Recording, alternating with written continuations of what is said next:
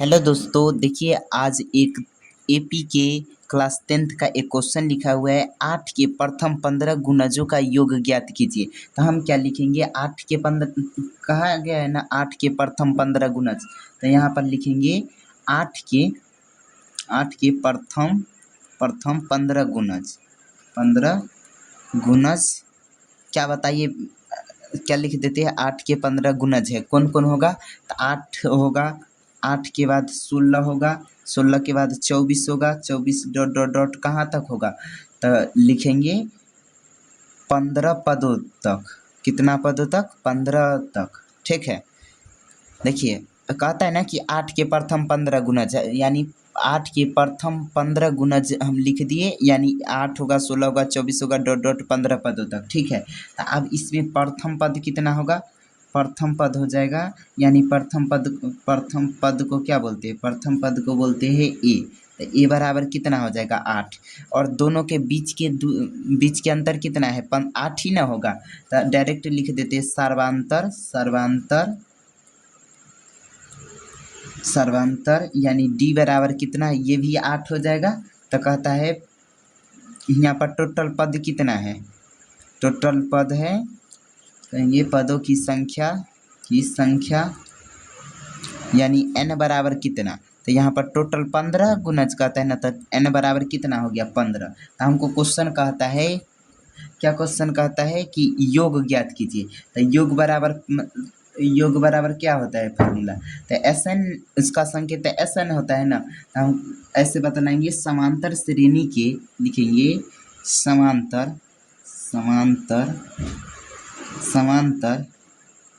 श्रेणी के, इसको सही से लिख देते, समांतर श्रेणी के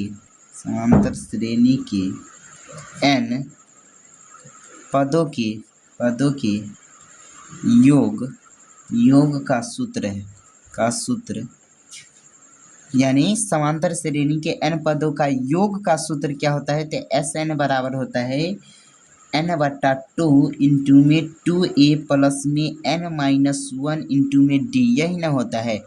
यानी समांतर श्रेणी के अगर n पद है तो उसका योग निकालने का यही फार्मूला होता है।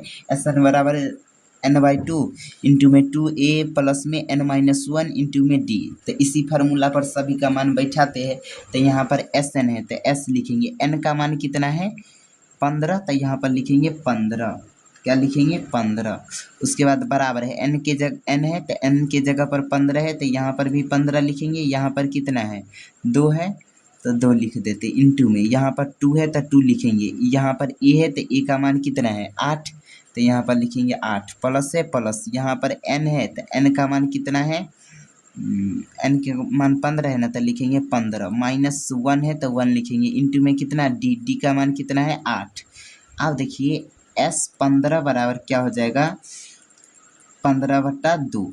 उसके बाद 8 को 2 से गुना करेंगे 16 हो जाएगा, प्लस में 15 में से घटा लेंगे तो 14, और यहाँ पे 8 होगा। ठीक, उसके बाद S15 क्या हो जाएगा, S15 बराबर हो जाएगा 15/2 इंटू में क्या होगा, यहाँ पर 16 और 14 को 8 से गुना करते हैं तो कितना होगा, 14 को 8 से गुना करते हैं तो 112 होगा। तो यहाँ पर क्या कर देंगे 112 लिखेंगे। ठीक है, उसके बाद S15 है तो 15 लिखेंगे, बराबर में 15/2 इंटू में 16 में 112 जोड़ते तो कितना हो जाएगा 128। यहाँ पर लिखेंगे 128। S15 बराबर क्या हो जाएगा 15/2 और 128 है, तो यहाँ पर लिखेंगे 128। इसको काटते हैं एक बार में, इसको काटते हैं 64 बार में, तो यहाँ पर क्या हो जाएगा, ऐसे हो जाएगा S15 बराबर कितना 15 गुना 64। ठीक, तो S15 बराबर क्या हो जाएगा 64 को यदि 15 से गुना करते तो कितना होता है, तो गुना कर लेते 64 को 15 से, 4×5 = 20, उसके बाद 2 6×5 = 30, 2 × 32, उसके बाद 64, 0 6 9 960। यहाँ पर कितना आ जाएगा 960।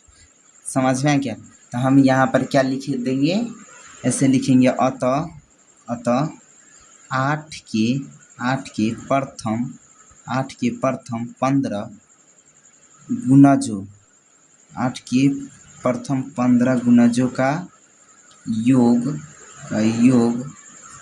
960 है। क्या हो जाएगा? 960। समझ में आ गया?